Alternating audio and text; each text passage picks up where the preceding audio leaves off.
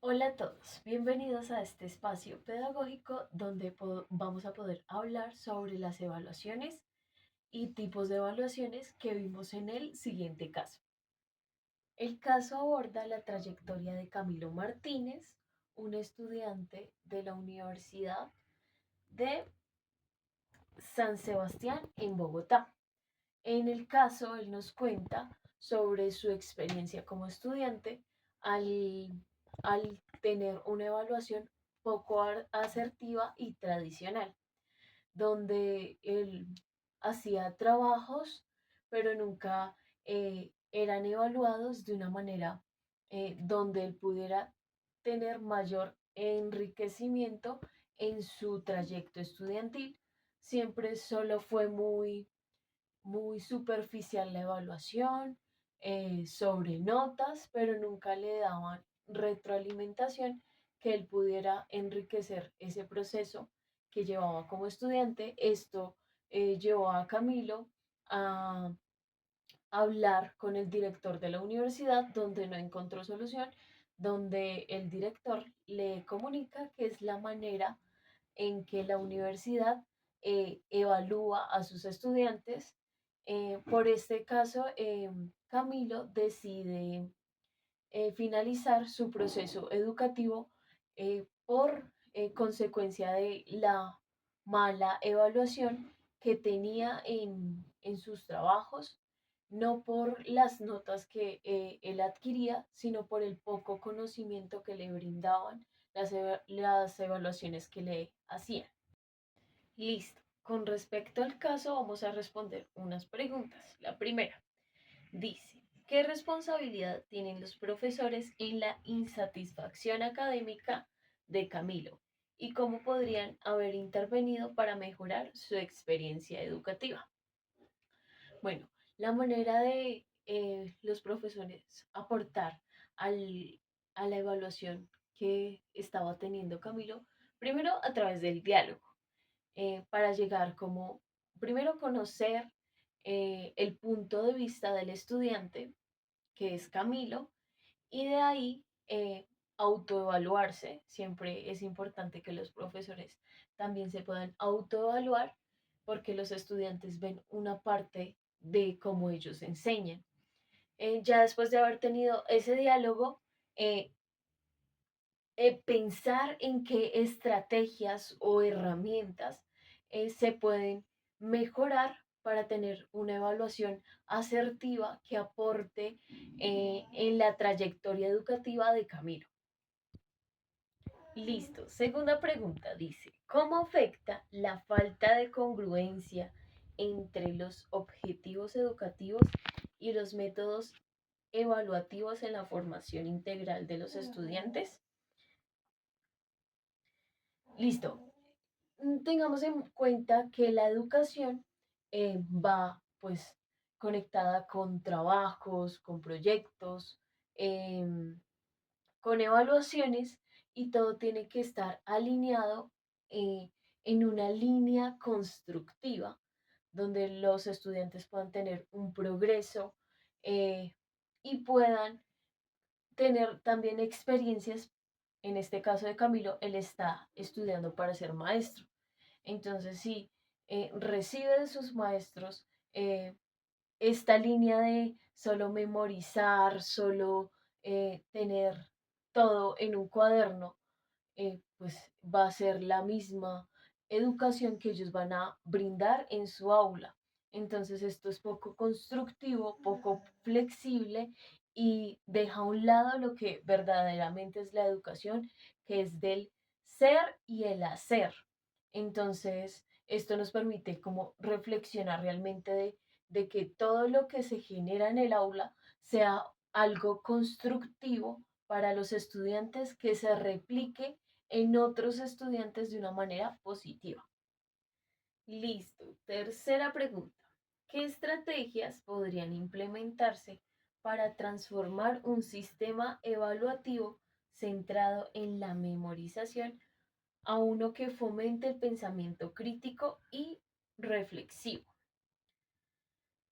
Bueno, para cambiar este sistema de evaluación tradicional, que manejan en la universidad que estudia Camilo, se pueden implementar mm, coevaluaciones, evaluaciones, instrumentos que sean interactivos y cualitativos, donde el estudiante pueda desarrollar su pensamiento crítico, donde también se puedan crear espacios donde se aproveche el conocimiento de otras personas, como lo son sus compañeros, y así tener un mayor enriquecimiento y un mayor progreso en su avance educativo. Em, las formas de evaluar se pueden hacer de una manera más dinámica. Hay sistemas de evaluación donde los estudiantes ni siquiera se dan cuenta que están siendo evaluados porque es una evaluación muy dinámica que no genera como esos nervios de, ay, me van a evaluar la hoja, el saque el lápiz, sino que es una manera de evaluar a través de algo divertido, de algo que el estudiante disfruta, de algo que realmente el estudiante, además de ser evaluado, puede generar mayor conocimiento de los temas que se han visto en el trayecto de su materia. Listo. Cuarta pregunta dice, ¿qué efectos tiene la ausencia de evaluaciones, autoevaluaciones y coevaluaciones en la percepción del estudiante sobre su propio proceso de aprendizaje? Bueno, la autoevaluación le permite al estudiante conocer cosas que debe trabajar, fortalezas, debilidades, em, y esto le permite ser más consciente del trabajo y el esfuerzo que él le ha puesto en su proceso educativo. La coevaluación ahí integra a otras personas, entonces se permite como conocer el concepto de los maestros, tal vez de otros estudiantes, de qué piensan como del trabajo, del proyecto que lleva el compañero. Entonces esto genera empatía, genera vínculos sociales, también como enriquece el proyecto con lo que tiene que trabajar, pero también es algo positivo porque se van a ver esas fortalezas que ven los demás en su trabajo. Cuando no se tiene en cuenta como estas evaluaciones y solo se hace como la evaluación de lo que piensa el docente, cuando el docente toma esta postura, eh, se hace ver como el docente como el único juez y el único que tiene eh, como la verdad de acuerdo como a la evaluación que está aplicando. Entonces, como que si dice que está mal porque el docente es el que sabe, el docente es el que dice que es así y es así, punto. Entonces, por eso es importante tener la autoevaluación y la coevaluación para tener un mayor avance, ver un mayor progreso. Y la última pregunta dice, ¿qué factores podrían haber contribuido a la resistencia de los profesores para adoptar nuevas prácticas evaluativas a pesar de reconocer sus limitaciones? Creo que acá influye mucho pues el concepto de evaluación que manejan en la institución educativa. Entonces, si se maneja esa evaluación, muchos docentes lo que hacen es ajustarse a ese método de evaluación que les pide la institución educativa. Otros realmente solo manejan, y más en las universidades, como ya son personas adultas, los maestros son poco flexibles en su manera de evaluar, por lo mismo porque piensan que pues, ya son personas adultas, entonces manejan una evaluación más rígida que se aplica de manera tradicional. Entonces ahí volvemos al concepto de solo números, al concepto de hojas, al concepto de solo calificar y dar una calificación así sin un aporte, sin algo que sea formativo, que retroalimente al estudiante, sino que realmente solo lo dejan así para generar una simple nota y cumplir como con los parámetros y el calendario educativo que se maneje en la institución.